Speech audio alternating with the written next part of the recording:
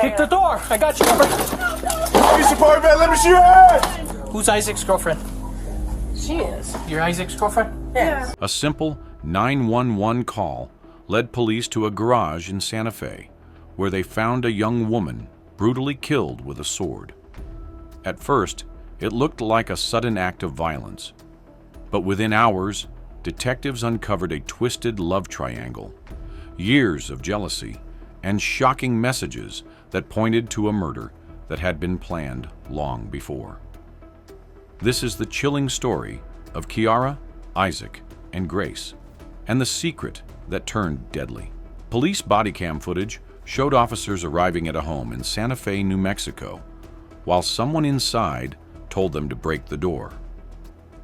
Officers soon learned that a young woman named Kiara McCulley, only 19 years old, lived there with her mother, Lonnie. Just minutes before the footage was taken, Kiara's boyfriend, 25-year-old Isaac Apodaca, had called 911. In that call, he confessed that Kiara had killed their friend using a sword. When police entered the garage, they informed the family that the house had become a crime scene because a body had been found inside.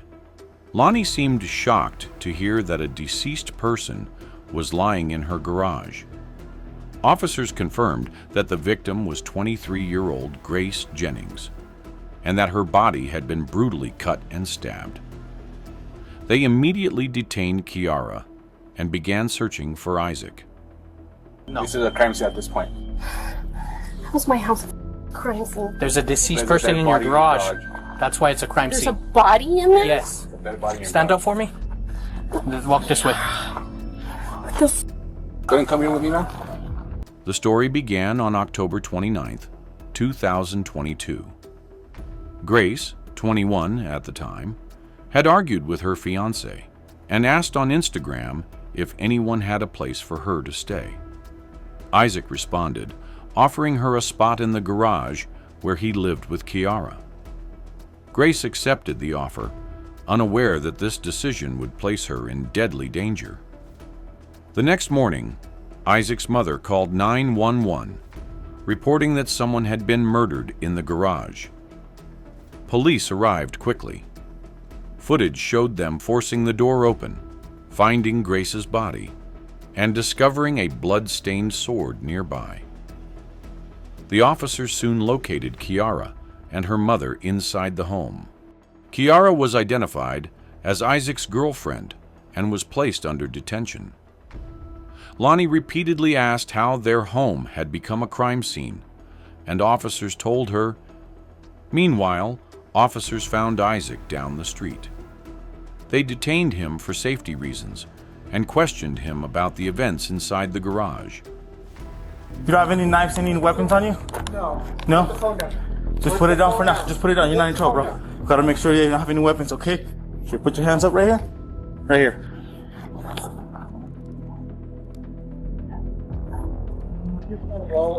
I get it. It's good, bro. Here, for now, bro, just because it looks like your girlfriend or whoever's in there is really injured. So for now, we're gonna put you under detention, okay, until we can figure this out. Isaac told officers that when he entered the garage earlier, Kiara had calmly told him, "I did it," and that her hands had been covered in blood. He said he became scared and called his mother, who then called 911. Isaac claimed he didn't know if Kiara had finished attacking Grace or if more danger was coming. Later, at the station, Isaac told detectives that he had witnessed a traumatic shooting years earlier, and that seeing Grace's body brought those memories back. He described being frozen with fear when he saw the body on the floor. At first, Isaac tried to portray himself as an innocent bystander who had walked into a horrific scene. But as detectives questioned him, inconsistencies began to appear. Isaac said he had met Grace on Snapchat years earlier, when he was 20 and she was 16. They had dated, but eventually broke up. Later, he said he started dating Kiara, and they had been together for more than 3 years. He admitted that he and Kiara had a fight the night before the murder, claiming Kiara had threatened him with knives and a sword. He said she was angry about old memories connected to Grace. Detectives later learned this was the heart of the conflict. Both Kiara and Isaac had previously dated Grace, and their breakup with her had been messy and emotional. Kiara had particularly strong resentment toward Grace, which had never gone away. Isaac explained that on the morning of the murder, Kiara had suddenly told him and Grace to leave the garage. When he returned, he said Kiara confessed that she had killed Grace. From the outside, it appeared that Isaac had simply found the body. But detectives were not convinced. Kiara's interrogation was even more complicated. She claimed she had dissociative identity disorder and said she had several personalities with names like Abby, Jinx, Jess, Froggy, and Little Kiara. She said each personality protected her in different ways. Mostly of Kiara. Of Little Kiara? I'm Froggy, by the way. That's what everyone calls me. Froggy. Froggy? Yeah. Like Froggy? Froggy? I.E. technically. And there's 3 G's, because that's also my stage name. Spell that for me? Froggy. That's interesting. Froggy. Yep. Froggy, Abby, Jinx, Jess, Jessica, and then Little Kiara. Throughout the interview, Kiara spoke in a confused, emotional way. She said she both loved Grace and hated her deeply. She admitted having repeated dreams about killing Grace, often reenacting past trauma she said she had suffered when she was 14. She explained that a video from her childhood, which allegedly showed her being assaulted while Grace collected money, had haunted her for years. Kiara said she had told Isaac about these dreams. She also said she had held a dagger the night before, but felt as if an inner child personality had pulled her back from hurting Grace. When detectives asked whether she believed she had killed Grace, Kiara said she was not sure. She admitted she might have done it, but also suggested Isaac could have been responsible. She even mentioned that Isaac had once claimed to have killed people before, though she did not know whether this was true. Her statements were inconsistent, confusing, and riddled with contradictions. Detectives eventually gained access to Isaac's phone with his permission. The messages they found changed the entire direction of the investigation. The texts showed conversations that looked like detailed planning of Grace's murder. Isaac kept insisting that the strange and incriminating messages were not really from him, claiming Kiara had somehow sent them using his Facebook. But detectives noticed that the messages were full of encouragement. Whose messages do you think they are then?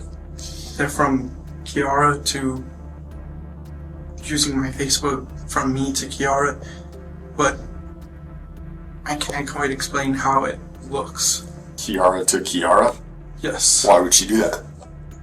The messages included disturbing lines about stabbing someone in the throat, how long it might take for someone to die, and how to clean up the mess afterward. Some messages even suggested burning bedding to hide evidence. Detectives confronted Isaac with the texts, asking him why he had been discussing weapons, plans, and methods of killing with Kiara. Isaac tried to give innocent explanations, claiming the messages were misunderstandings. But the detective continued reading. Soon, the messages referenced a first kill, moving up in ranks, and getting perks in the black market. When pressed, Isaac tried to claim that Kiara had been connected to a dangerous organization and that he had been helping her get out of it. None of his explanations made sense. When detectives pushed harder, Isaac finally broke.